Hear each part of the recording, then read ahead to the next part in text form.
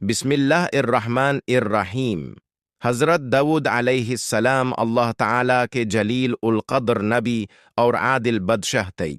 अल्लाह ने आपको नबूवत, बदशाहत, हिकमत, इल्म, ज़बरदस्त तक़त और निहायत खूबसूरत आवाज़ अता फरमाई।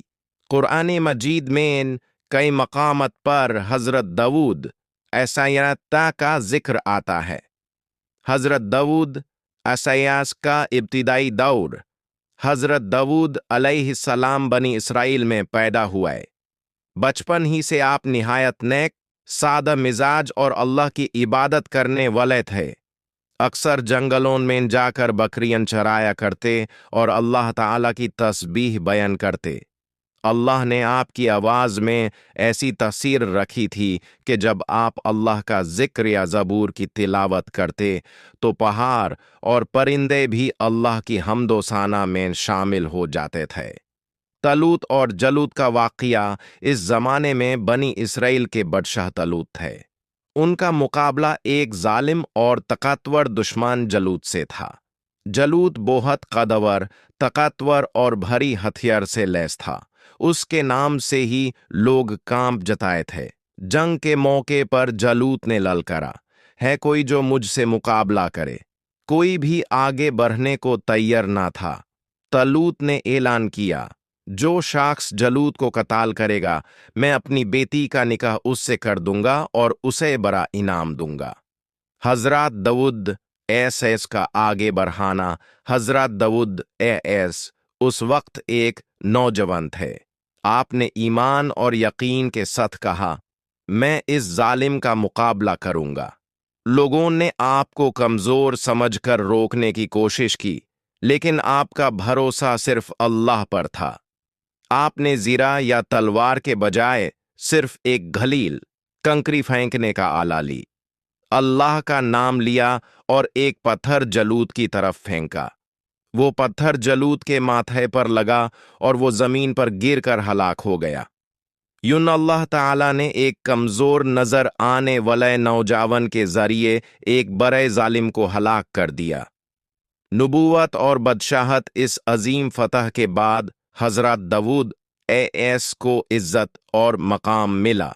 बाद में अल्लाह ताला ने आपको नबी बनाया और फिर बनी इसराइल का बदशाह मुकर्रर फरमाया। अल्लाह ने आपको ज़बूर अता की, जो एक आसमानी किताब है।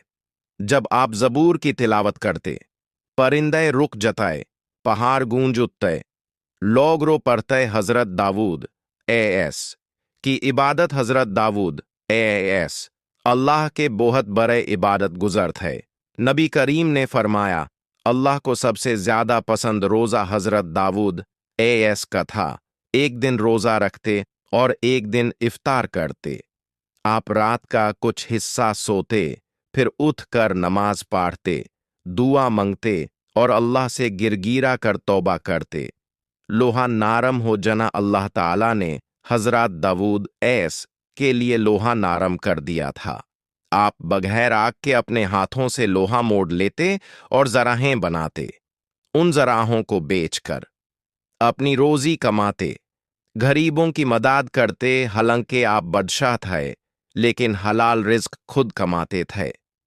इंसाफ का वाकया। एक मर्तबा दो आदमी हजरत दाऊद एस के पास आए। एक ने कहा, इस शख्स के पास 99 बकरियां हैं और मेरे पास सिर्फ एक, फिर भी यह मेरी बकरी छीनना चाहता है। हजरत दाऊद एस ने बात सुनकर फरमाया, यह तुम पर जुल्म कर रहा है। बाद में आपको एहसास हुआ कि दूसरे शख्स की बात पूरी सुने बगैर फैसला करना दुरुस्त नहीं था। आप फौरन सजदे में गिर गए, अल्लाह से माफी मांगी और तौबा की। अल्लाह ताला ने आपकी तौबा कबूल फरमा ली। इस वाकया से सबक, इंसाफ में जल्दी नहीं करनी चाहिए।